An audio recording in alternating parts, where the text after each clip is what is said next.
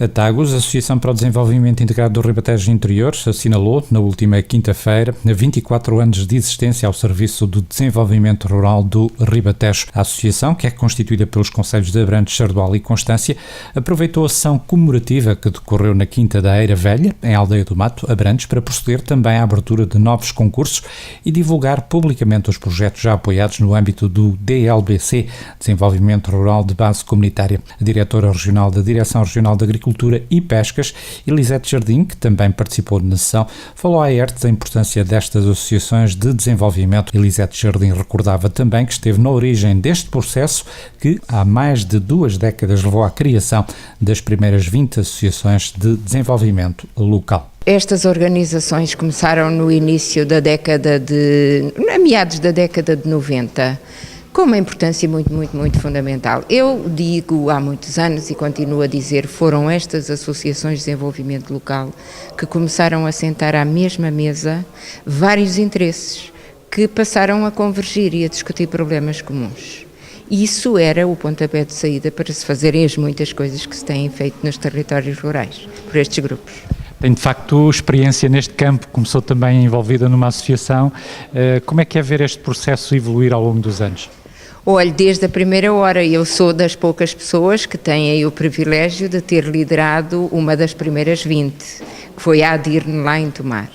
E foi um processo interessantíssimo, porque estávamos nós com os PEDAR, por todo este país se faziam PEDARs, e fomos a uma reunião de PEDAR em Trás-os-Montes, e o então coordenador do projeto que ia começar a nascer, o projeto líder, entregou-me a mim, e portanto eu fui a primeira pessoa desta região ampla, na altura Ribatejo Oeste, a receber aquele documento. E portanto comecei logo a pôr as pernas ao caminho, e da Comissão de Acompanhamento do PEDAR de Tomar nasceu a ADIRN. E, portanto, eu estive na primeira hora neste processo. Primeira hora de um processo que tem passado por várias fases. Já foram muito melhores do que são agora, mas também todos estes anos de ensinamento têm facilitado o desempenho, mesmo com as alterações que têm ocorrido. Eu tenho, para além, tenho a ADIRN, fui eu que a criei, a Tagus fui eu que a revitalizei e agora batizei uma outra que é a primeira ADL em espaço urbano, que é da Zona Rural da Área Metropolitana de Lisboa. Amadrinhei a constituição da A2S, portanto é mais uma associação de desenvolvimento local de que me orgulho imenso. Quando diz que as coisas hoje já não estão tão bem, a que é que se refere?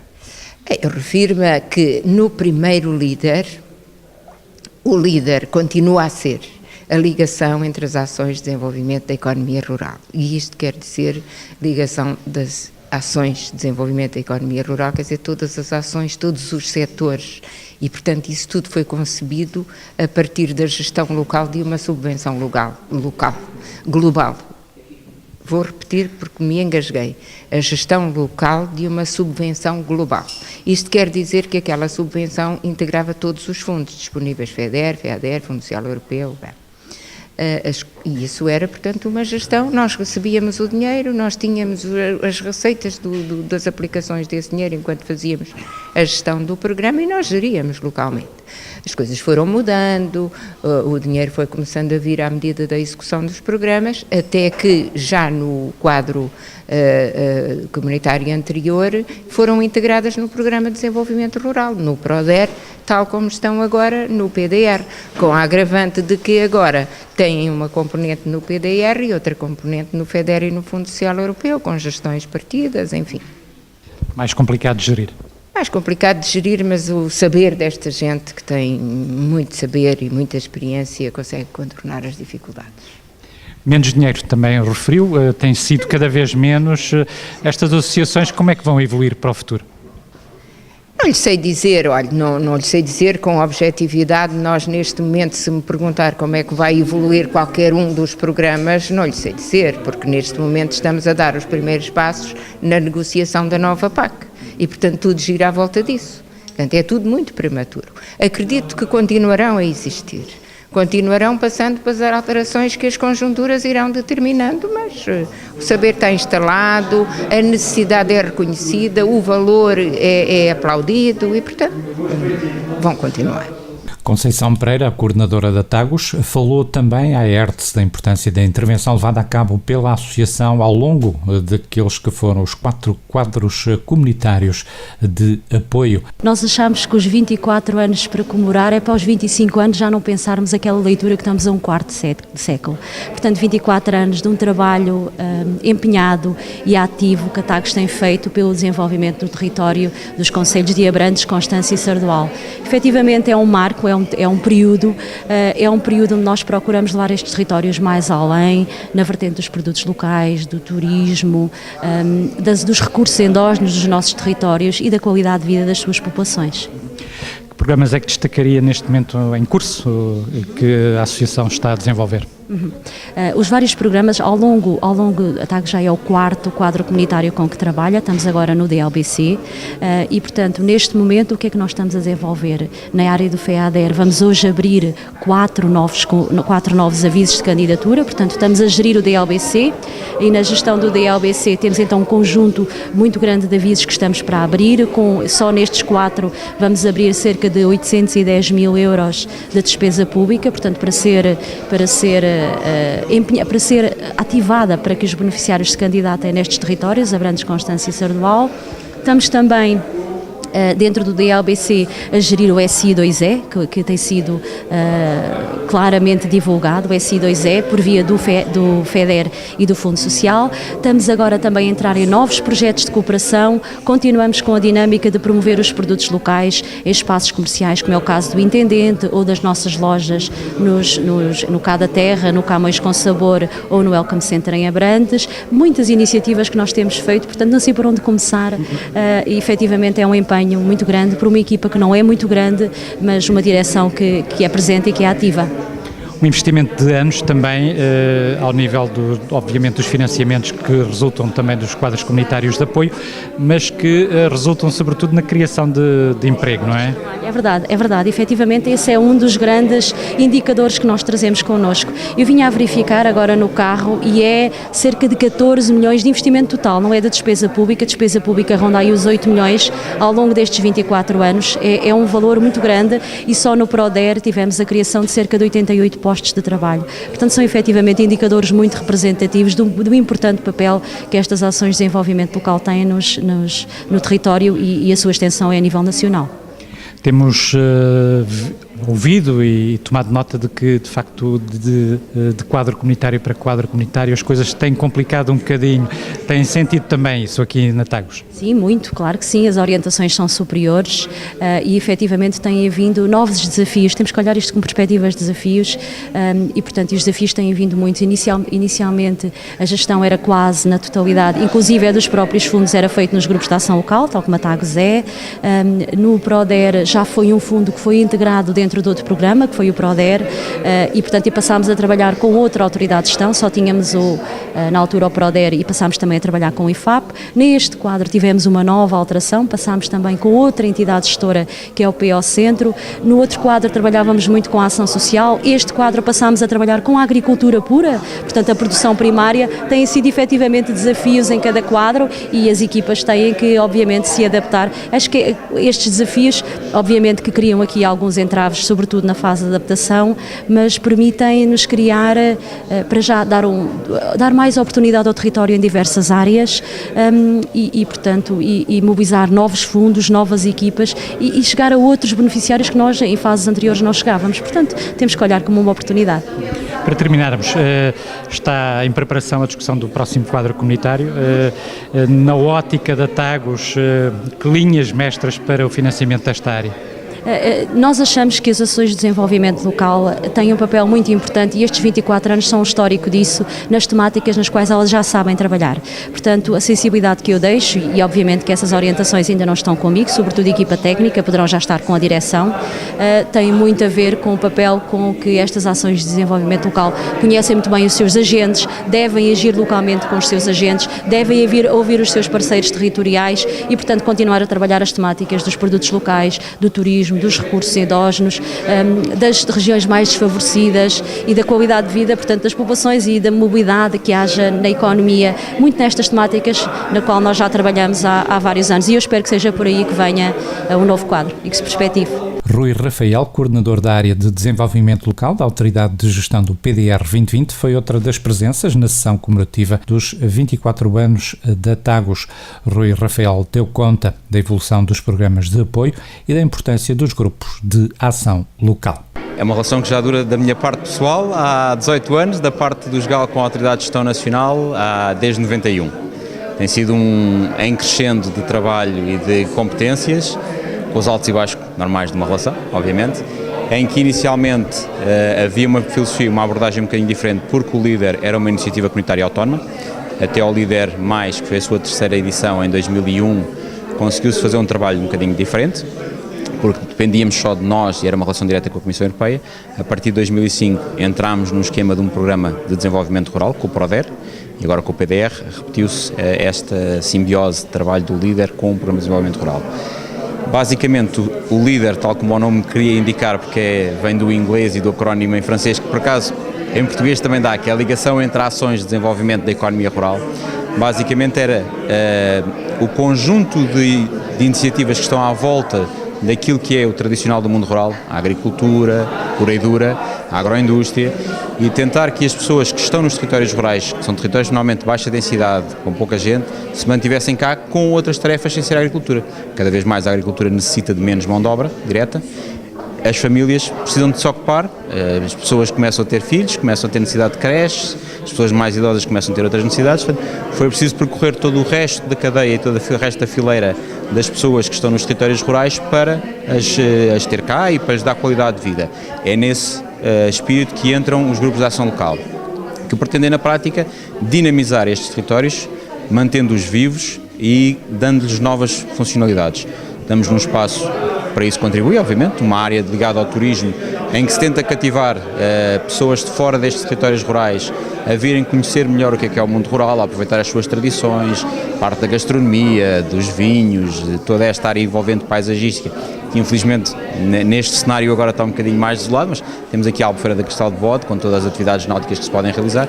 Portanto, é criar aqui uma envolvência de serviços conexos à atividade agrícola, que não interessa que morra, porque a agricultura é importante nestes territórios, mas que lhes reabilite a vivência própria de novos territórios, com novas dinâmicas e que permita de alguma forma travar o êxodo das zonas rurais para as zonas urbanas e também manter toda esta tradição e toda esta especificidade. Não é aqui a questão do deixar estar como estar velhinho e a degradar-se é que está bem porque é para mostrar a tradição, não. É transformar estes territórios em novos territórios, novas potencialidades, mas aqui, na sua gênese, não queremos trazer o urbano também para o rural, não é isso que está em causa.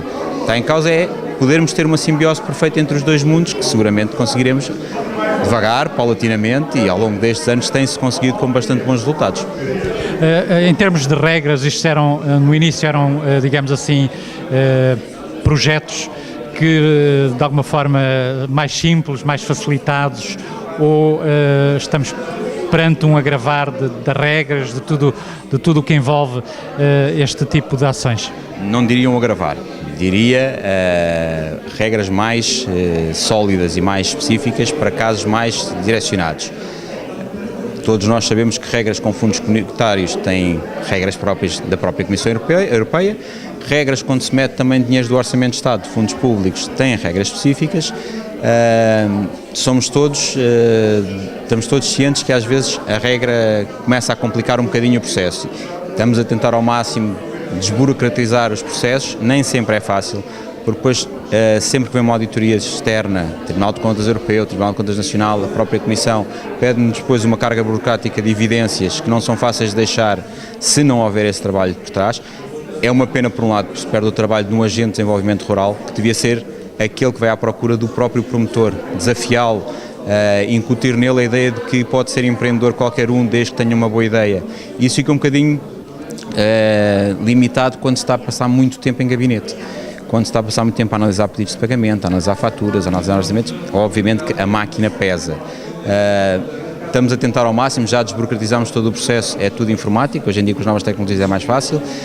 tenderemos a tentar sempre desburocratizar. Há regras que não podemos sair delas, sabemos que depois depende de fundo para fundo. E esta é uma realidade que também tem que ser explicada às vezes às pessoas, que não percebem muito bem porque é que para ir a um fundo como o FEDER, de desenvolvimento regional, não são precisas tantas burocracias, e para vir a nós o próprio fundo está construído de uma maneira diferente. O fundo agrícola tem mais regras, por natureza. Não podemos fugir às regras mínimas, convém não ligarmos o complicómetro e metermos nós regras adicionais, obviamente. O próximo quadro está em preparação, não falemos de regras, mas falemos de objetivos. A este nível, o que é que se desenha, digamos assim? Não lhe consigo dar uma resposta clara a isso, porque quem tem a parte de gestão desse dossiê, além de ser a tutela do Ministério através das reuniões com ministros, é o Gabinete de Planeamento e Políticas do Ministério que tem essa competência. Aquilo que está sempre a tentar, todos os quadros comunitários, é que o país não perca muito. Sabemos que a Europa, à medida que vai acrescentando novos Estados-membros, o mesmo dinheiro, ou quase o mesmo dinheiro, é dividido por mais Estados, vai sempre dar rearranjo. Até agora creio que tem sido algum sucesso as negociações que permitem que mantenhamos fundos muito perto daquilo que tem acontecido nos últimos anos. Será o Gabinete de Planeamento, com a estrutura da tutela, que irá decidir como é que irá avançar, sendo que se prevê que continuem com os planos de desenvolvimento local dentro do SGAL e que esta área de trabalho continue. A ERTS ouviu também a Presidente da Direção da TAGOS, Associação para o Desenvolvimento Integrado do Ribatejo Interior, Maria do Céu Albuquerque, que rotativamente e como Presidente da Câmara de Abrantes ocupa presentemente o cargo. A Presidente manifestou a sua satisfação pelo trabalho que a Associação tem vindo a desenvolver. É com grande satisfação que vemos que uma associação que tem feito um trabalho, foi fundamental para o desenvolvimento da nossa região, e que continua a fazer um trabalho de grande proximidade às nossas comunidades, nomeadamente aos pequenos investidores, criando condições para contrariar a tendência de desertificação, nomeadamente com o aproveitamento do nosso potencial endógeno para a valorização económica e social dos nossos territórios. São tantos os projetos na área da produção do azeite, do vinho, das framboesas, como eu tenho aqui na mão, da doçaria, da gastronomia, mas também no apoio à intervenção social propriamente, que tem, ao longo dos vários quadros comunitários, sido veículo, digamos assim, a Associação TAGOS tem sido o veículo para que estes fundos cheguem ao território e sejam verdadeiramente apropriados por quem tem essa capacidade e que com isso possamos valorizar aquilo que é nosso. É um trabalho árduo, difícil, mas que tem valido a pena e que nós vamos continuar a fazer para promovermos o nosso território. O envolvimento dos municípios é também fundamental em todo este processo, não é? É fundamental, neste caso a TAGOS é a associação que tem os municípios de Abrantes, Constância e Sardual, e depois tem agentes também privados e dos movimentos associativos locais de cada um dos concelhos, mas o nosso envolvimento enquanto autarcas é determinante. Também nós, para podermos utilizar o veículo financeiro disponibilizado para as autarquias, mas depois para podermos ser um incentivo e um motor do desenvolvimento, todos nós aspiramos, e daí a presidência ser rotativa entre os 3 municípios, de maneira a podermos criar condições de igualdade de oportunidades para cada um dos nossos 3 territórios. A agricultura continua a ser a base de tudo, e este aspecto aparece então associados, como referiu, um conjunto de outros projetos. Como é que estamos a este nível aqui nesta área da TAGOS? De facto há crescimento na área agrícola, é um setor preponderante, como é que é? É um setor preponderante, a agricultura tem feito o seu caminho e a transformação associada. Nós todos conhecemos as marcas do Casal da Coalheira, o azeite, aliás os 5 azeites de pequenos produtores aqui do nosso concelho de Abrantes, que têm sido um sucesso, a Quinta do Couro com as marmeladas e as geleias e o azeite e o vinho também. Aquilo que nós percebemos é que o nosso território é muito fértil, nós temos bons investidores também na área da agricultura e há que potenciar cada vez mais. Hoje está na moda, digamos assim, a produção, por exemplo, das bagas, e desde as framboesas que eu tenho aqui na mão secas, são desidratadas e comercializadas aqui a partir de Abrantes, como as amoras produzidas também aqui em Abrantes, como os mirguilhos também já aqui produzidos. Há de facto um potencial muito grande que tem que ser explorado cada vez de forma mais eficiente para a valorização económica do nosso território. Não esquecendo nunca a vertente que para nós também é fundamental, e agora mais do que nunca depois deste último verão, que tem a ver com a floresta, da valorização da floresta enquanto fileira determinante para o desenvolvimento do mundo rural.